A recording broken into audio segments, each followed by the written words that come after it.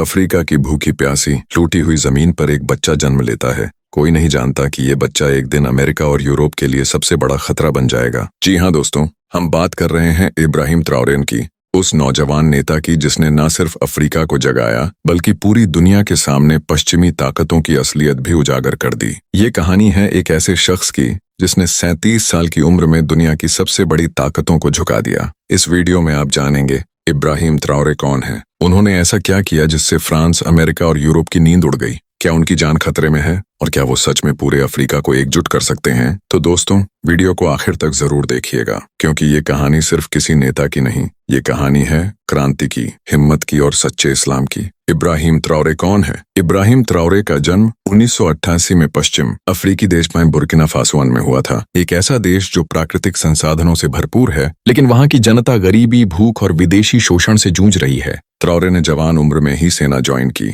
लेकिन उनकी सोच बाकी लोगों से अलग थी।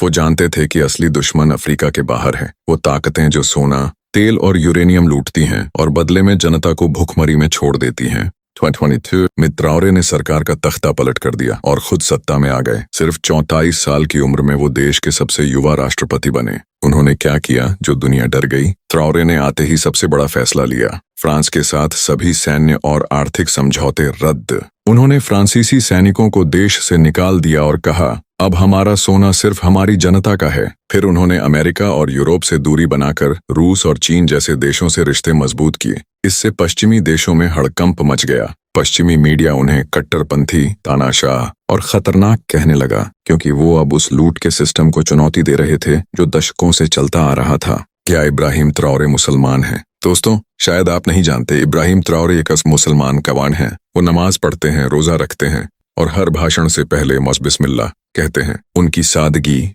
ईमानदारी और इंसाफ की बातों ने लाखों अफ्रीकी युवाओं को प्रेरित किया है। वो कहते हैं, इस्लाम हमें इंसाफ और बराबरी सिखाता है और हम अफ्रीका में यही इंसाफ लाएंगे। क्या उनकी जान को खतरा है? अब जरा सोचिए, एक मुस्लिम युवा नेता जिसने फ्रांस को ललकारा, जिसने पश्चिमी सिस्टम को तोड़ा, क्या उसे जिंदा रहने दिया जाएगा? नहीं दोस्तों, इब्राहिम ट्राओरे पर कई बार जानलेवा हमले हो चुके हैं। 2024 में एक रिपोर्ट आई कि एक फ्रांसीसी खुफिया एजेंसी ने उन्हें मारने की साजिश रची थी, लेकिन वो बच गए। अब उनकी हिफाजत कोई बॉडीगार्ड नहीं कर रहा, बल्कि अफ्रीकी जनता खुद उन्हें बचा रही है। सोशल मीडिया पर एक नारा वायरल है, वी आर ऑल ट्राओरे, यानी अगर एक ट्राओरे मारा जाएगा तो लाखों ट्राओरे जन्म लेंगे। अफ्रीका का नया भविष्य आज सिर्फ बुर्किना फासो नहीं, बल्कि नाइजर, माली, चाडन जैसे कई अफ्रीकी देश इब्राहिम ट्राओरे की राह पर चल पड़े हैं। वो सब अब फ्रांस के खिलाफ उठ खड़े हुए हैं। अब अफ्रीका के लोग कह रहे हैं, अब और नहीं, ट्राओरे अब सिर्फ एक राष्ट्रपति नहीं, बल्कि एक विचारधारा मन बन चुके हैं। एक ऐसा ब्लॉक बन रहा है जो अमेरिका और यूरोप की दादागिरी को खत्म करना चाहता है। अगर ऐसा ही चलता रहा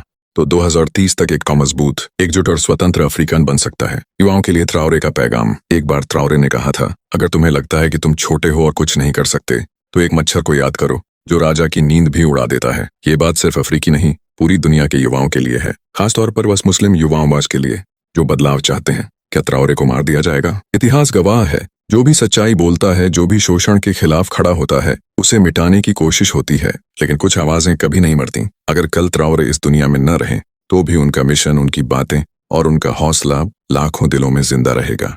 अगर आपको ये वीडियो पसंद आया हो, अगर आप चाहते हैं कि ऐसी कहानियां दुनिया तक पहुंचे, तो इस वीडियो को लाइक करें, शेयर करें और चैनल को सब्सक्राइब करना बिल्कुल मत भूलिए, क्योंकि हम लाते हैं आपके लिए सच्ची, प्रेरणादायक और जोशीली कहानियां उन लोगों की जो दुनिया बदल रहे हैं। मिलते हैं अगली वीडियो में, तब तक के लिए अलविदा और याद रखिए, इनकलाब जिंदाबाद।